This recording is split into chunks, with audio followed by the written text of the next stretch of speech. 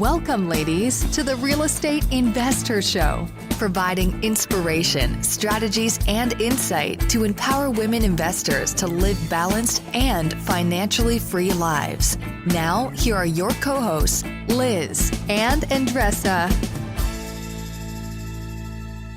So on today's episode, ladies, we have Rachel Swanson. She is a former online business bestselling author turned real estate investor. In one of her projects, she talks about a 9-unit rooming house. And she kind of walks us through the whole project today of how they found it, how they financed it, and how they're managing it.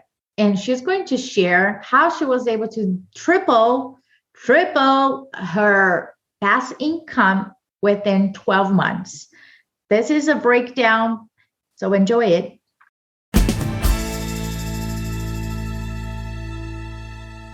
Welcome back, ladies. This is Liz. And this is Andressa. Welcome back to the Real Estate Investor Show.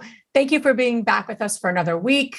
Excited to have Rachel Swanson on our show today. Rachel, thanks for making time and sharing your wisdom with our community here. Thank you. Absolutely. Love being here. Absolutely. So good to get into your story and all the twists and turns. I'm excited to talk about some of your projects. I think all the women will also be. As we kick things off, thank you for coming back to another show with us. We do 2 episodes a week, our mini-sodes, our interviews, and just excited to be back with all of you listening. And we always like to get connected to you, kind of share something coming up for us, whether it's in real estate investing, whether it's self-care, or whether it's just business, right? We don't want to run our investing like a hobby. So Andressa, you're on the docket here. My friend, what's happening? So yesterday I went to a welcome back parents meeting at Lorenzo's school. Uh-oh. Interesting, right? The conversations that happen. Anyway, let's keep that. But here's what I want to talk to you about. So Lorenzo has been going through Montessori since he is 2 years old. And although I understand the methodology, I'm always surprised with the things that happens in that classroom that are so different from my experience in classrooms and obsessions with the grade and things like that.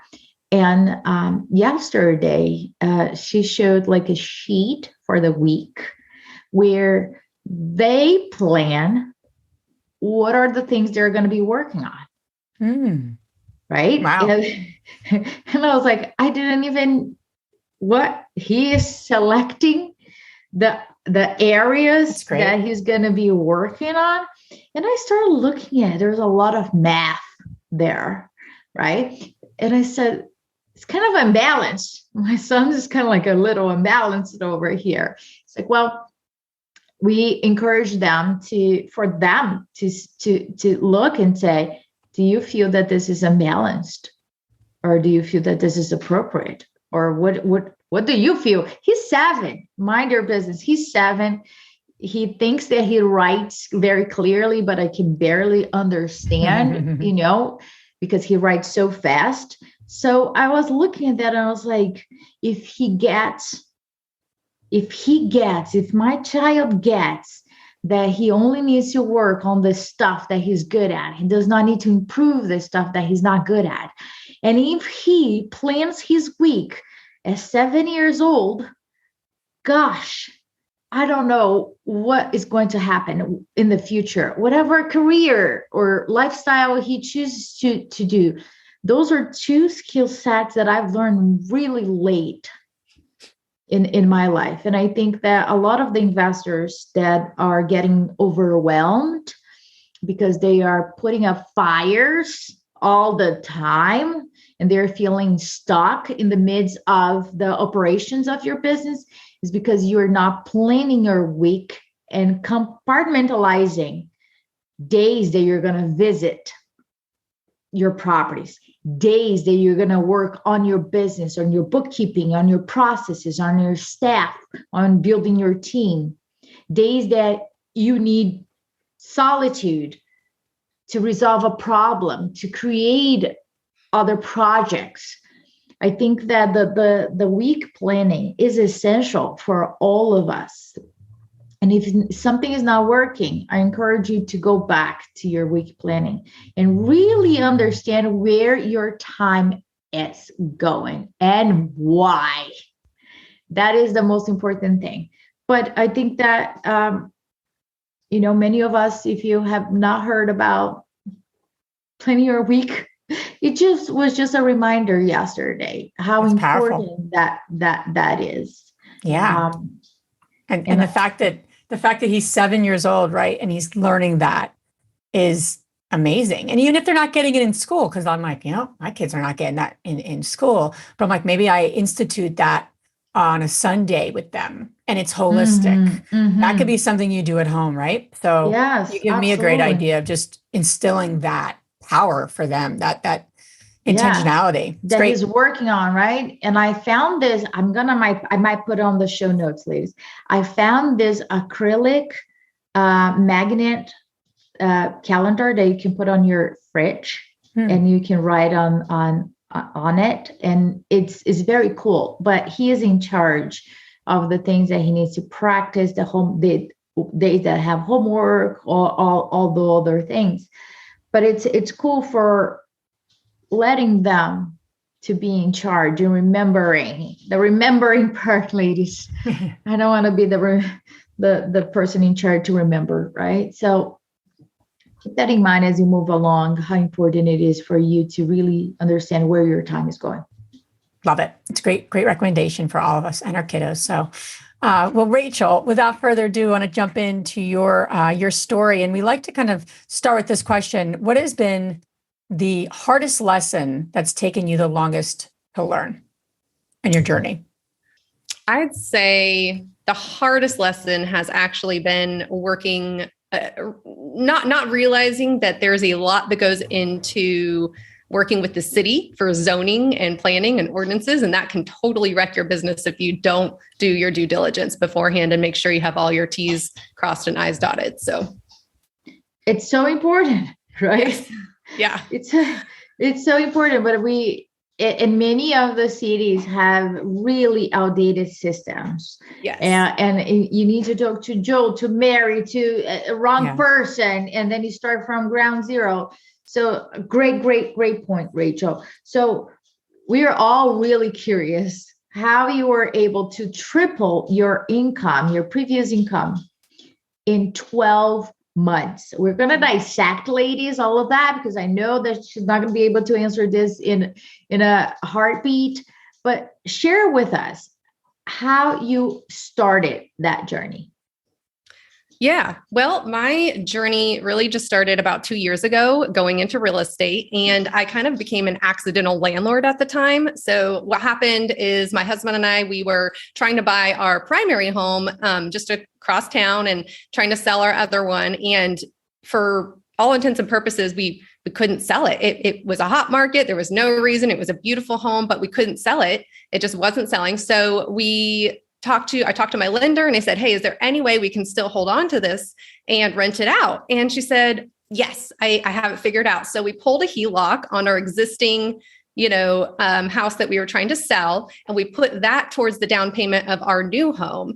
And we rented out the other one. And even with that one being rented and our new home, we were still, and with the HELOC pulled, we were still cash flowing like around $1,000 a month, just right out the gate. So, and then at the same time, we had some friends, well, kind of acquaintances at the time, and they renting out our downstairs basement for temporarily. And that was an extra $800. And so all of a sudden I was making, an extra, $1,800 a month for just kind of accidentally falling into it. But that's when it opened my eyes to the power of real estate. And at the same time, it was a blessing because my previous career, I was an author, writer, and speaker. I did online coaching programs for aspiring authors. And when the pandemic hit in 2020, it just really hit that industry hard. All my speaking engagements were canceled. The publisher that I was working with my next book contract, he said, no, we're going to postpone this for at least another 6 months. And then that just never happened. And just overnight, all my coaching programs, they just dried up. And so I was thankful at the time that I found some real estate renting options in my life, and it just kind of fell into my lap. But it opened my eyes again to the fact of, wow, there's something special in here. So then I started, this is my nature. I'm a researcher by nature. So I just go all in and I start digging in. So I started reading, over 40 books, in the course of a few months, all on real estate, just grabbing as much as I could, consuming as much as I could, and learning about it. And so then in 2021, that's when I started acquiring some properties, and it led to a very unique property, which I'm sure we can go into more later, but it just launched from there. And we were able to really figure out the power of leverage and finding unique opportunities to really maximize the cash flow early on in a very short amount of time. Wow, love that. So let's jump into that particular project. It's basically you converted an assisted living home, Yes. in a sense, to a 9-unit, right? Rooming house for traveling professionals, which is a big strategy right now. The midterm, rentals are something that a lot of women in investing are jumping into, transitioning some of their short-term rentals too, just to kind of create that strategy. So to walk us through a little bit about, from A to Z, how did you find this opportunity? And just let's talk through, that first. How did you find it? And then walk us through the next steps. Yeah, absolutely. So at the time, it was honestly just on the MLS, and I had seen it and noticed this property. The reason it caught my eye is because it also had, it had a single family home attached to the property. So basically what it was 2 properties. The previous owner, what he was doing was he had bought the property next door, like years ago. And his goal was to combine the whole property. So take the existing 9-bedroom property and convert it with the 3-bedroom. And he was going to make like a 16-bedroom assisted living facility. And then when the pandemic hit, I think he got hit pretty hard. And as well as, it was kind of funny. He's like, I'm 80. And when you start to take care of people that are younger than you, you might want to consider retiring, So he was just older and realized, it was time to retire. And so it had been on the market for a while, so it wasn't selling. He was struggling. I think there was only 3 people left in the assisted living home. It just wasn't a really hot market for it. And at that time, there was, I'm not exactly sure how I came across it, but I came across the idea of co-living. And again, it's the idea of taking a house and renting it out by the room, basically, but have shared living spaces where everybody can just utilize. And so the benefit of this is, you can increase your cash flow really high. And I just felt like at the time, I live here in Idaho, this property is in Idaho, and the cost of living has just gone, through the roof. Like finding an affordable place to live is really difficult. So I just also thought, this is a really good opportunity where people are trying to find an affordable place to live. And this could be something that's more affordable for them and it still cash flows really well for us. So maybe we could create a win-win. So with this property, because it had the house attached with the price point that they were going for, we already knew, you kind of just look at, okay, worst case scenario, is my investment still protected? And we knew we could easily parcel off that house since it had been parceled off before, and sell it. And we'd still make back our investment of what we'd have to put in. So for us, it was a no-brainer. We saw the opportunity saying that if things fell apart, if we couldn't get this place up and running, if we couldn't get this, design as a co-living or, a what's considered a rooming house up and running, then we could still do an exit, sell off the house, sell off the other building, and we'd still make up our money. So, so that's how we found it. And we just started running with it. And I can tell you more if you have more questions about that. Yeah, let's break that down. Did you have to go through any zoning change? Here's how it worked. So since it was an assisted living, we did still need to pursue a commercial loan. So we did go through the traditional process of a commercial lender and, put the money down. The existing zoning was actually, it's called R2, and that's a residential, but with the ability to do like a duplex or something like that. But it had a special use permit as an assisted living home.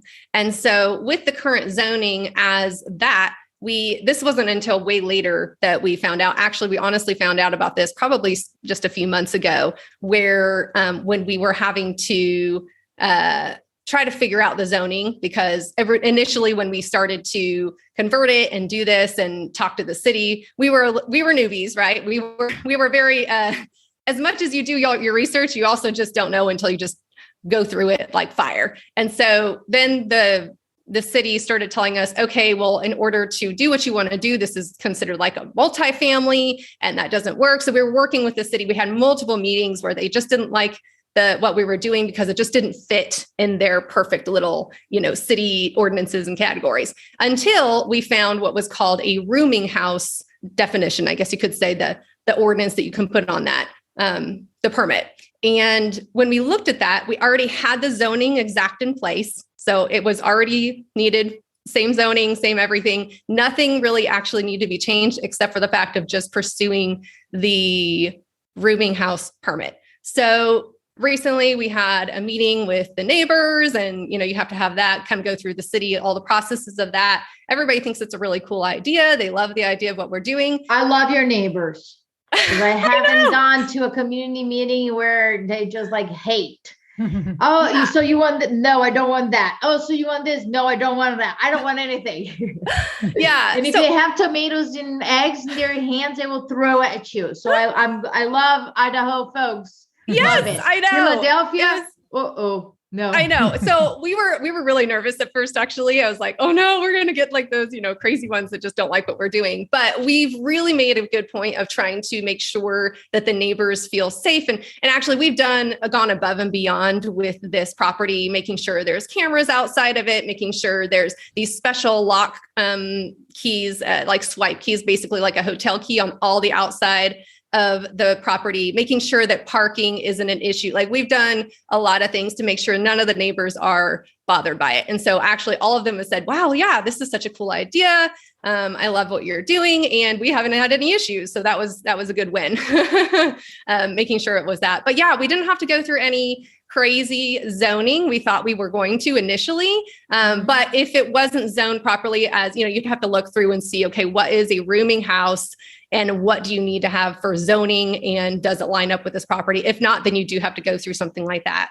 The one thing that we did do, we sold off the house. So we did have to get a survey done, a new survey, because apparently the lines were drawn up wrong last time. Who knew?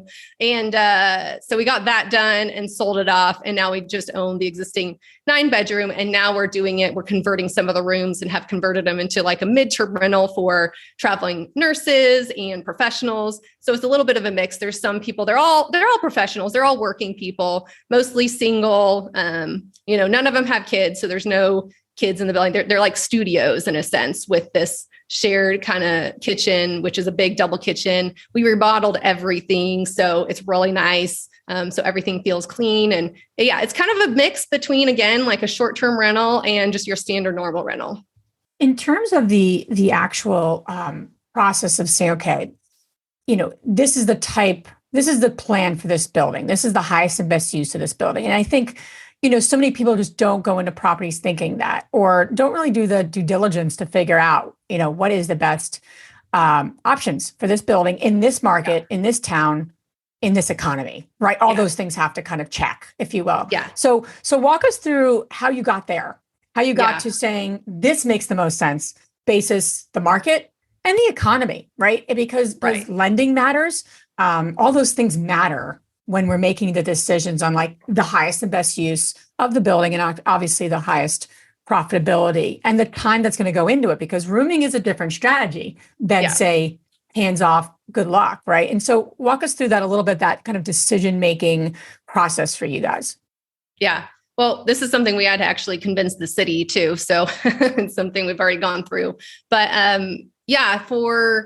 for all intents and purposes, for assisted living homes, at least in that area, and because of the pandemic, it just wasn't an asset class that was doing as well at the time. I'm not exactly sure how it is now. I'm sure there's certain areas and certain, conditions where it would be. So, that wasn't really the highest and best use. If if they had just left it, here is 9-bedroom property and it's not really a single family home. And that was another issue because when we were actually going to refinance so that we could pull off the house, that 3-bedroom, 2-bath and sell it. We were going to have to refinance it with just the 9-bedroom. And we went through 3 appraisers and they would not, they said, appraise it as a single family home. They said it was just not the fit, of a single family home. There's not any comps available that are 9 bedrooms, 11 baths, just double kitchens, all these weird kind of things with it. And so it was a difficult moment where we thought, man, what are we going to do? But, and so it really, when we talked to the city, we're like, look, it's right now, assisted living's not doing great. It can't really be, it's not really a single family home. The highest and best use for this property is truly a rooming house. This is the best option. It fits all the criteria for your parameters on parking, on, living space and et cetera, et cetera, et cetera. And for us, it just seemed like it made the most sense. Plus, talking to them, hey, there is a real need for those that are traveling nurses to do midterm rentals that have an affordable and nice place to live, as well as for the existing community. And so, because for us, what we do is we, in this situation as a landlord, we cover all the expenses. So we just give them a set rent rate that covers utilities, internet, a housekeeper that actually comes in once a week and cleans the shared spaces. It covers all of those things. And so all they have to worry about is just the one, time rate, and that's it. And for them, I think that's really helpful because especially when you're in that, kind of lower income or just kind of, working hard, but struggling to make ends meet, it's hard to be able to budget all the different things that can go into renting. Most people are like, oh yeah, I'm going to rent it for $800. And then all of a sudden it's, internet is an extra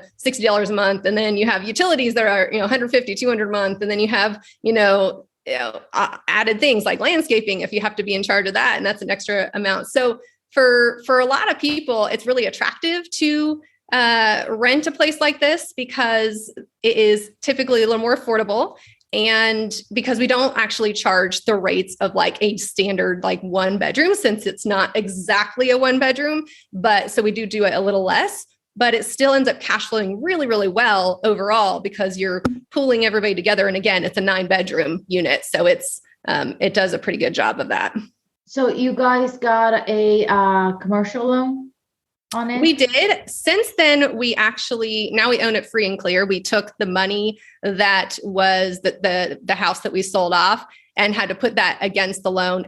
We didn't necessarily want to do that, but at the time we were trying to sell off the house and refinance it, and they just wouldn't appraise it at that time how it needed to be appraised as a single family. We would have had to do a kind of a commercial type of appraisal. And I would have had to go with a different loan structure and all that. So all things, long story short, we just felt like, what, we can actually afford to take the money that we made from that. We had that extra, a little bit of extra in our account that would cover for it. So we just put it all down and now it's owned free and clear. But, we've actually made a lot of value add to the property. So it's worth way more than what we even purchased it for. Got it. Talk to me about the construction. What was done at the property? Yeah. So construction wise, truthfully, we didn't do a whole lot. All we did was just remodel the entire inside as far as just made everything nicer. So we put in new cabinets, new tops. It's nice, like granite countertops, shaker cabinets, new, laminate flooring. We painted everything, put better lights in there because it was just really dreary, just didn't have good lighting. The property itself isn't super old. I think it's like around in the 1990s it was built.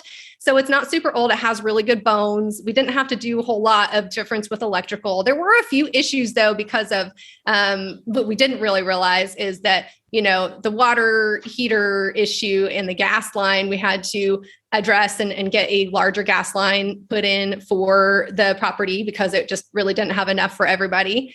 We also had to get, a couple new water heater, like an additional water heater, because between everybody, it just wasn't supporting enough. So I don't know how he did it before, but yeah, so we, certain things like that, we added to make sure it was functional. We have the highest speed internet, because again, that's a really big one for traveling workers and especially executives or places like that. And you finance that from the commercial loan that you got?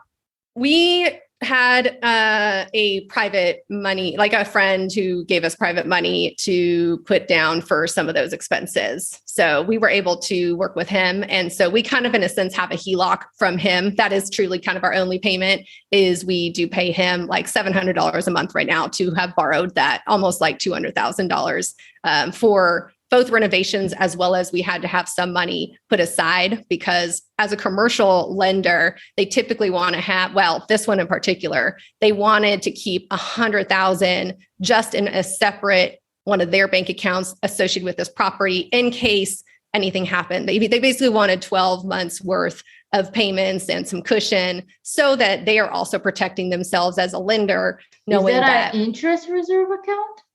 It was just like a basic checking account. Oh, no. It was a CD. Sorry. It was a CD account, something we weren't able to touch, but they wanted to have access to it if for some reason we didn't have, the money for the payments. Since then, since we have put that back towards the property itself, we got all that money back, put it back into the property, and now we own it free and clear. But yeah, that was the other thing. That lender wasn't, not all lenders are created equal, I'll just say. And that one was a difficult one to work with. I appreciate them. They helped us get in, but the process after that was very difficult because they just, I think because it's a unique property, it was a unique concept. It was kind of a risk on their sense, of, is this actually going to cash flow? Is this actually going to turn out to be what it is? So I did have to do a lot of convincing with that lender to get the initial loan. And then even through the process, when we were, making some changes and wanting to sell off the house and stuff, they just weren't super on board with that. But we were able to work through it, get to a place where everyone was happy. We got them paid out, and now it's free and clear. Last question would be around management. How are you managing it? Have you implemented certain, tech involved in that, and especially people rooming a house together? So there's got to be pieces to that puzzle that is different than a typical rental. So a little more labor intensive, I would imagine. But how have you navigated the management piece, and what have you put in place? Yeah. Well, so that was definitely a journey. I've had some, we've had, we had a drug bust in our first 32 days when we were there, and she got arrested and taken to jail. We had this other thing that happened with this other couple that never just put a couple in the unit, especially when they seem like they have some issues going on. So that was a process. I started my own property management company actually last year as well, because I was buying properties as well as, wanting to manage my own, both for an extra bit of cash flow, as well as I wanted to learn it myself and really understand what goes into this. And now I feel like I have such a good grasp of what goes into property management, where I feel like I could easily hire out the right type of company, ask the right questions, and know that they're doing their job. But because this one was such a unique property, it's been a lot more of us, hands-on, taking care of it. So initially, our leases were structured like a 3 or 6 month lease. And truthfully, we were just looking for people, individuals on just a normal, not like midterm rental or anything like that, but just people that want to rent. And, we screened a lot of people. That one person, it's one of those, like, I put my Christian hat on that one and was like, oh, I feel bad for them. I want to be able to take care of this girl, see if she can be in a place. Truthfully, this girl had a previous record of drug abuse, and she had just gotten out, and she was supposed to, be clean. Her mom was really excited about this type of living environment because it's not like her by herself. And truthfully, there's so many people, right, that are coming in and out. It would be really difficult to go unnoticed or have any of those kind of, issues going on in the building that wouldn't be noticed. And so sure enough, I did do my due diligence. I put in my leases, especially with her. I said, if there's any, instance of drug abuse or anything like that, you 100% forfeit the deposit. She has to be removed immediately from the property.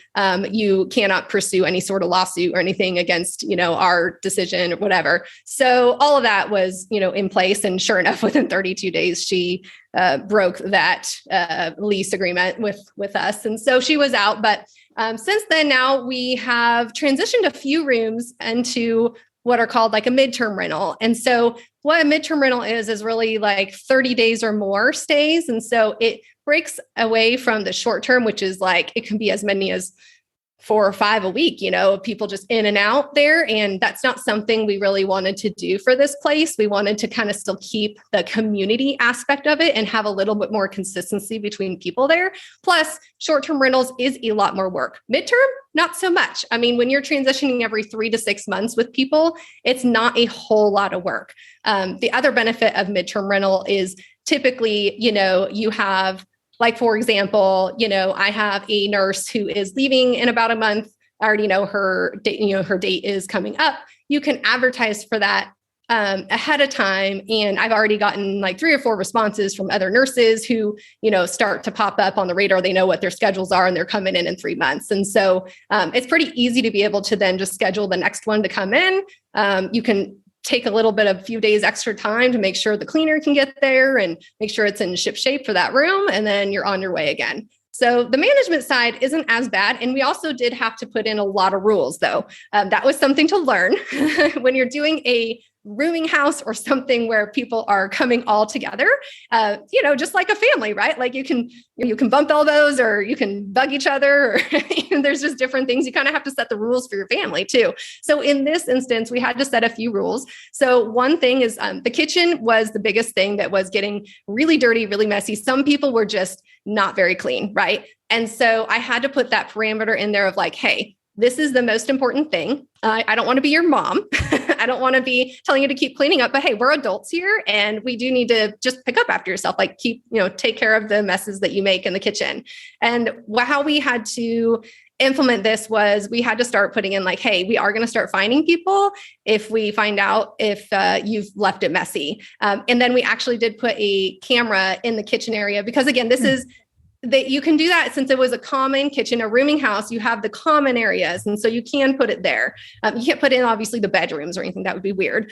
Don't do that. But, you can put it in the kitchen. And as soon as we put that in the kitchen though, instantly it was very clean. So, we had to put that in there. We also had to put a few chores. So there's 2 chores that rotate between people every 9 weeks since there's 9 people to come in. And so for that week, they have to do the chores of one is just literally taking out the trash and putting a new trash bag in. And then the second is putting away the clean dishes because there's 2 dishwashers, 2 sinks, 2 whatever. But, the dishes, if they're clean, a lot of people like, whose job is it? Everybody's kind of using all the dishes. So we just had put in there, okay, we will put up a schedule. And so there's a schedule that's up in the unit, or, you could always just text out the schedule to people or email it to them if you want. And then I do have it set on my phone just as a reminder to let people know at the first of the week whose job it is this week. That's been really helpful, I think, because otherwise sometimes people forget and you just don't want to have grumpy people forgetting about that kind of stuff. So some of those rules, had to go in place. And ever since then, and the other thing was parking. Sorry, that was another big thing. So we have 6 units that have their own private bathroom connected to their room. They get the 6 parking spots that are in the driveway. There's 6 spots actually available in the driveway, how we have it for them. And then the other 3 people that have just the half bath and connected to the room. So there's one big common shower room that's just for those 3 people. And again, that gets cleaned professionally too each week, which is nice. So it doesn't get all gunky, but they get street parking, which there is enough street parking for those 3 cars. It hasn't been a problem. We have permits available for that too, that we got in place. So all of that is good. And they get to rent the places for a little bit cheaper because of course they're sharing a bathroom with others and they don't have their own designated parking spot. But having designated parking spots and telling people where they are, I feel like has been super helpful because they just know that that's their spot and they know where they're at. And that I think has just been make things a lot more streamlined and make sure that there's no issues between tenants. So yeah, those are kind of the main things. There's been a lot of littler things, but as you kind of walk through it, you get more and more clear. And you also put those in your leases to make sure every lease has all that stuff in place so that if they do break it or they do become a nuisance about it, you do have the ability to terminate them if need be. And security, quick question about security deposits. I would imagine you still do them for the 3 to 6 month leases. And you can just, so if they don't do their chores or they don't do X, Y, and Z job, quote unquote, you can deduct that from your deposits from them. Yeah. Correct? I mean, we could, we haven't had to do that. Thankfully, there's one I told her that, but then she ended up leaving and not, paying me fully at the very end. So it was one of those where, she just needed to go anyways. So sometimes you put those in place so that it also prevents the people that are making those messes from staying. Correct. So they want to just leave. And it's great. I'm like, I'd rather them leave because they're making messes. They're not really following the rules. They're, causing issues with people. So I'm happy if they just go. Yeah. Whereas the other thing the other important thing was with the security, because, there are a lot of people coming in and out. So in the very beginning, especially when there was this, gal who was apparently bringing in people late at night, through her hallways, and people that they're obviously on meth or, some of those drugs. And some of the other tenants were getting, nervous and worried about that. And so, but these people would just be walking in and out. And I felt like that was not a safe environment. And so after that, we decided, nope, we're going to put out, cameras on the outside to take a look at things. We're going to also install. So we installed like the hotel type of security lock systems where it's like a key card for the outside locks. So everybody has the same key card, but you can only enter, it automatically locks. You can only enter the place if you have that key card. And that's been super helpful because even since we put the cameras up and we've had those key cards, I've seen some people where they'll walk up to the door. I think it's a friend probably, and they try to open it and it's not even open, but I think that's really helpful because then it makes it to where, nobody's just going to show up or walk through there that isn't supposed to be there unless they're with a friend they have entered because a friend has let them in. And I think it helps everybody just feel more comfortable with that as well. And then everybody has their own, obviously, keys for their rooms that's separate from that. So obviously nobody can go in each other's rooms. There's a lock for that. It's great. A lot of food for thought because doing rooming houses, I've heard from a lot of different people, right? It could be very lucrative, but you have to set it up properly because you're not just managing the asset. In a sense, you're managing the people and they're all together. So great insight. So appreciate that so much, Rachel. Where can the ladies listening learn more about you and follow you along this journey?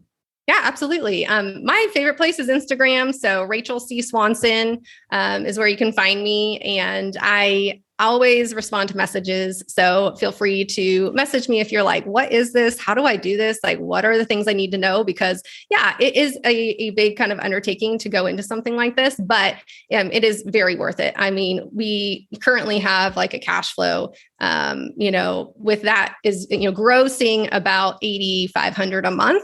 And so with expenses and everything, we take in about, 4,200 in net. So that has been a really, really good property for us. And it can definitely be life-changing. And it has been for us. Awesome. And you can find all this information on our show notes. We're going to transition to our fabulous 3 questions. Then the first one is, what's the most transformational book you ever read?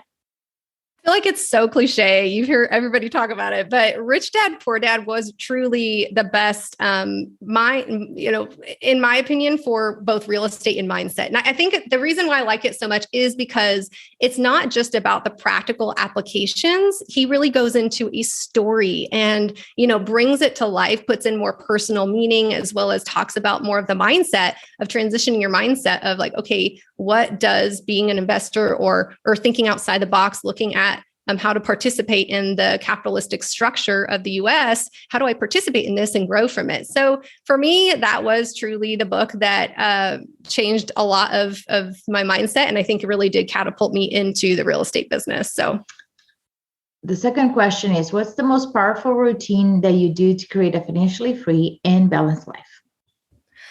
Exercise for me, 100%.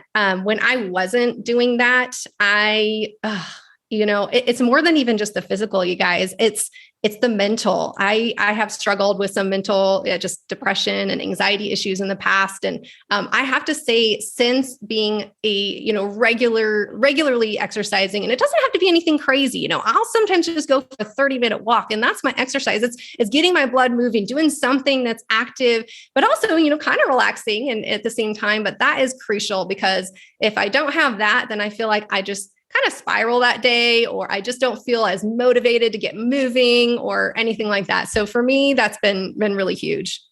Do something active. The last question is, which woman, famous or not, has inspired you the most? So her name is Nicole Edgmond, and she was my counselor and actually she's just kind of been my mentor and counselor for years and years and years.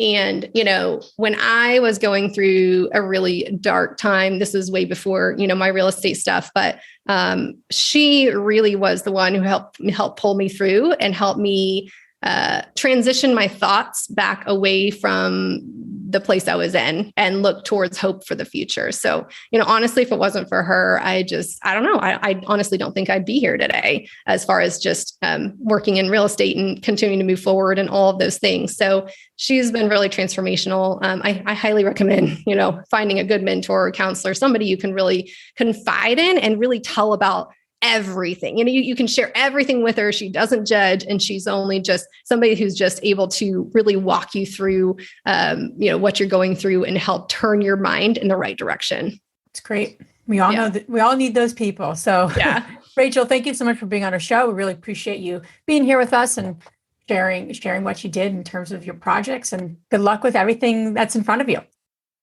Thank you. I appreciate it. Thank you, Rachel. Thanks. If you enjoyed this podcast and want to receive updates on our next interviews, go to our website, therealestateinvestor.com. There, you can subscribe to our show, become part of our investor community, and get updates on upcoming episodes. If you like our show, please share it with other women who would benefit. And don't forget to leave us a rating on iTunes. We'd really appreciate it. And as always, we encourage you to take one action as a result of today's show and put it into motion so you can live both a financially free and balanced life. Thanks for spending time with us. Ciao.